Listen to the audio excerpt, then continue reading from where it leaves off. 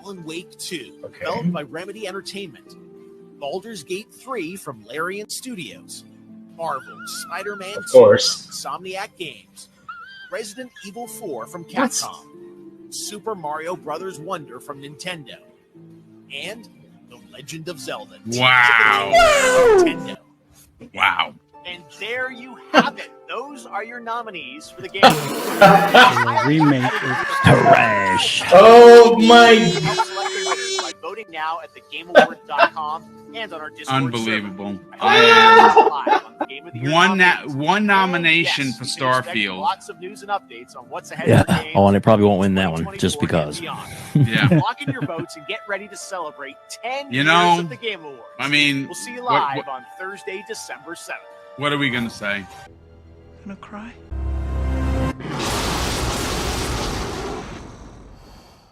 Now, if you were to ask me if Starfield deserved Game of the Year, I would have told you no. Did it deserve a nomination? Maybe. If it's your Game of the Year, then nobody else should take that away from you. Not Jeff Keighley, or not any of these PlayStation fanboys on Twitter or anywhere else. And the same could be said about favourite movies or favourite anything. Whatever you like best is what your personal choice is. And you shouldn't need validation from the Game of the Year show. So if you're wondering why I'm saying this, well, Jeff Keighley put on a little show yesterday just to announce all the nominations from the Game of the Year show in 2023, and Starfield was not nominated for Game of the Year. Much to my surprise, no. But there are some games there that didn't belong there. One among them was Resident Evil 4. Definitely doesn't deserve to be there. It's a remake to start with. Another one I feel shouldn't be there was Spider-Man 2.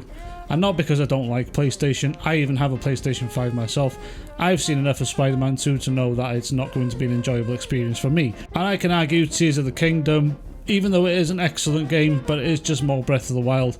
But I know that was going to be one of the media favourites from the get-go. But nevertheless, I would have replaced Resident Evil 4 with Armored Core 6. And I would have replaced Spider-Man 2 with either Remnant 2 or Lies of P. Two games I really favoured this year. Even though I don't like the Game of the Year show, I do like to watch it because Jeff Keighley likes to provide yearly salt for everybody to enjoy, and just to watch the fanboys lose their minds is something we all love to watch. And it brings content for me to make, which is something I enjoy doing. Making fun of our fanboys has now become my favourite hobby. And when salt is provided, you guys love watching it. You're all like a bunch of addicts, and I don't blame you, because I like watching it myself. So who are the first people to chime in on Twitter/X about the Game of the Year nominations? Well, I'm going to start with the ponies, because obviously they had to put their 2 cents in about why Starfield wasn't there. Game of the generation, they said. Hashtag Starfield, hashtag Xbox. Oh, what a surprise. J-Dub had to chime in. Probably one of the first ones I saw when I opened up Twitter, and you know, as this was getting announced, I had to open up Twitter just to see the meltdown that was happening from both sides. There was PlayStation fanboys like J-Dub acting like children, making fun of the fact that Starfield didn't make it to the Game of the Year nominations board, and there was Xbox fanboys crying because they thought Starfield was going to actually win this year. Realistically, no, it wasn't. It's official. Xbox still has no first-party exclusives nominated for Game of the Year for the 11th year in a row. And I'm sure I've included this guy in many of my videos in the past. He's probably right, and it is weird to see. There's obviously a media bias. I'm not saying I'm an Xbox fan or anything, but the media clearly favours Sony and Nintendo over Xbox by a long shot. But it doesn't help Xbox that they haven't had a huge first-party output in the previous years. But still, acting like a complete man-child to point this out along Twitter, you have problems, my boy. Get yourself off the internet. And now we have the mighty Keith. I am Mighty Keith. Bro, not a single Xbox game got nominated for Game of the Year, and people had the audacity to question my concern for the state of that console. 120 media outlets agreed to this lineup, and not a single Xbox game. That's very concerning. Alright, now listen to me.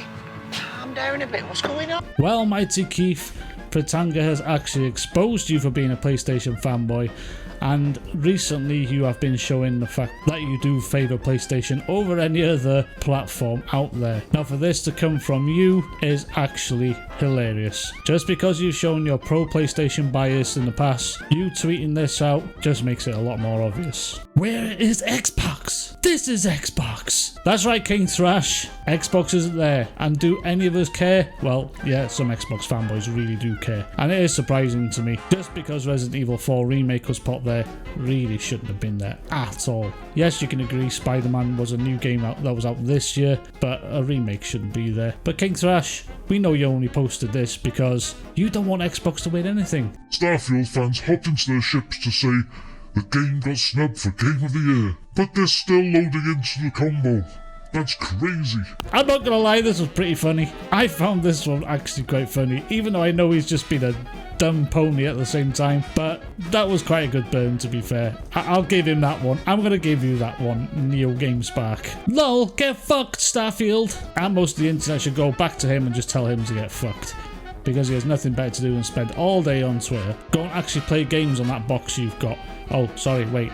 There's no games there for you to play. How Phil felt after spending $80 billion and seeing no Game of the Year nominations. Do I need to say any more about this one? These Xbox fans were smiling ear to ear when they started announcing Game of the Year nominations. Look at how their face and emotion changed once they see Starfield didn't make it. I'm crying laughing. Sir, you are a cruddy little scudball with all the innate lovability of an itchy veruca. And the rest of the internet's crying laughing at you for being such a fucking melt. Because we can all see you just acting like a complete man-child. Oh, actually, you probably are a child. Sorry if I offended you. No, hang on, I don't really care. Stop acting like a child, get off the internet, do us all a favour, and stop fucking fanboying. Xbox fanboys, we are not the same. If any of you have been on Twitter for 2 minutes, you'd have seen this arsehole spreading PlayStation nonsense all over the place and just hating on Xbox flat out. So needless to say, but yes, this Jeff Keighley show caused the PlayStation fanboys to act like complete children and try to make as much fun of Xbox fans as they possibly could. So what about the other side? What did the Xbox guys have to say about all this? Well, yeah, well. Fuck you, TJ. You ain't getting shit. Xbox is pulling the plug on anything they were going to show to save your dogshit event. Burn in hell. Starfield or Hi-Fi Rush deserved it over a shitty 2D Mario game. Boy, that escalated quickly. I mean, that really got out of hand fast. It jumped up a notch. It did, didn't it? I am not fucking joking. Hi-Fi Rush is a great game. Don't get me wrong. It deserves a lot of praise. I really enjoyed the game. Starfield, on the other hand, I'm still playing through it. There's a lot to discover there. I'm kind of enjoying my time on it, but I would never say it deserves Game of the Year. That's no secret from me. But Super Mario Bros. Wonder is actually a fantastic game and is really hard to compete with. I would rate Super Mario Wonder above a lot of the games here, bar probably Baldur's Gate 3. It's a short game that is just pure fun from start to finish. But this rant that you had, this is the worst. And this guy went on and on Twitter.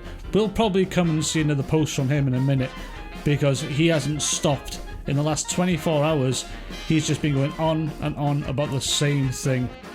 I'm surprised that Super Mario Wonder, which was pretty much the same thing as all the other side-scrolling Mario games, got a Game of the Year nomination over Starfield. Where's Hi-Fi Rush? Heck, where's even Final Fantasy XIV? I'm sure you meant to say 16 there. Could have been up there, but it's not. Even Hogwarts Legacy. Every single game nominated is a sequel of an established title. A remake of a game or a samey Mario game are on the list. A sad precedent for games like Starfield, where new ambitious IPs risks aren't even acknowledged, let alone being rewarded. Very lame and shame. Starfield is my game of the year and I hope more risks like it are being taken. Well, this guy's only a little bit salty. You can say Starfield is your game of the year, and he's actually right. Starfield was a risky game for Bethesda, but they had a lot to compete with, and so did every other game this year. And yes, I can agree with him, RE4 remake shouldn't have been there. The Mario game definitely should be there. He obviously hasn't played it. But then you can say the same for me, as I haven't played Spider-Man 2. I've seen enough of Spider-Man 2 to realise why I don't want to play it. And there's another interesting one. Hogwarts Legacy has been completely snubbed through all of this, and I wonder why. Did the controversy about when the game came out scare everyone off at the Game Awards? Did it scare off all the journalists? Obviously it did. They didn't want to include that game because they didn't want any backlash on Twitter. But no matter what you do with these Game Awards, you're going to get backlash no matter what. So why the fuck not include it? Obviously the people that played the game liked it. I never played it.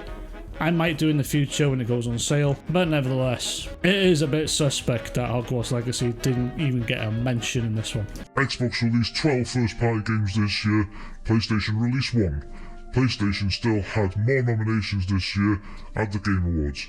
If that doesn't tell you this whole award show is insane PlayStation propaganda, then I don't know what to tell you. In one way you're probably right, but the fact that you're salty makes it funny to see. Stop giving two shits about this award show, stop giving shits about validation for your purchases, just enjoy what you're playing, enjoy what the console or the box you have can provide you. You don't need to have a full-on war about it on Twitter. I told you all the truth. Stop going to the carrot show looking for Xbox games. He knows who to surround himself with. The Who's have left their imprint in the sand long ago.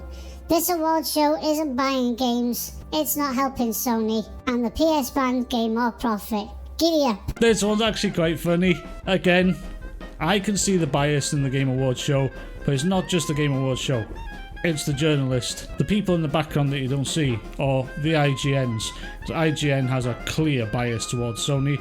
They will eat Sony's shit if Sony shat in front of them. But again, he's just pissed that Xbox didn't have anything to show for the Game of the Year nominations. 12 Xbox first-party games released in 2023, only 9 nominations out of 150 Game Awards 2023, about 5%. Multiplayer, Diablo 4, Art Direction, Hi-Fi, Score, Hi-Fi, RPG, Starfield, Action Game, Hi-Fi, Innovation, Hi-Fi, Diablo 4 and Forza, Racing, Force Motorsport. Yeah, you want to tell everybody what they already know. Most people don't really care. Just be happy that they got nominated for something. Especially Hi-Fi Rush, they deserve something.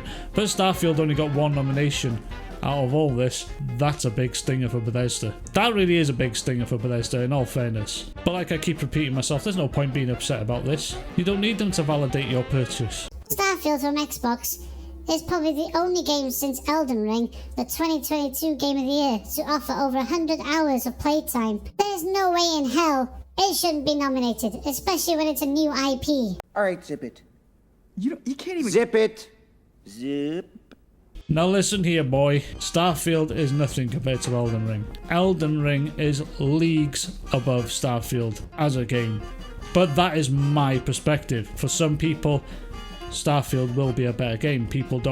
There are people out there that don't like Elden Ring at all, and that's fine. I don't need you to tell me that you like the game for me to like it, if that makes sense. But just offering 100 hours of content, or over 100 hours of content, doesn't make the game good. When the game is that big, it can be bloated, over bloated, and a lot of games have fallen into that trap. Look at the recent Assassin's Creed games. They were just over bloated nonsense with map markers all over the place. Ubisoft didn't know what the hell they were doing. The Witcher 3 made a massive open world and they did it well. Cyberpunk did a massive open world and they did it well. Elden Ring did a big open world and they did it well. But not every game does a good job of it. Starfield does feel very over bloated, but you can beeline the story. Or you can just go and do the side quests and other activities. You don't have to go and explore all the world. When a game is too big, it can fall into the trap of being just too over bloated and tedious. And you have to remember that journalists prefer short experiences that are just heavy story driven and they're easy to finish, because the big 100+ hour experience for them is just not possible for them to spit out a decent review in a certain time period. I don't think remakes should be nominated for Game of the Year. Even with a stacked year, I think Hi-Fi Rush should have made it in. Now let's be fair, Peter. Hi-Fi Rush was never going to get Game of the Year. Yes, it's a really good game, but there were so many games out there that just pushed it straight out. This year has been so stacked, I think it was even hard for the journalist. And that's the only W I'll give the journalist.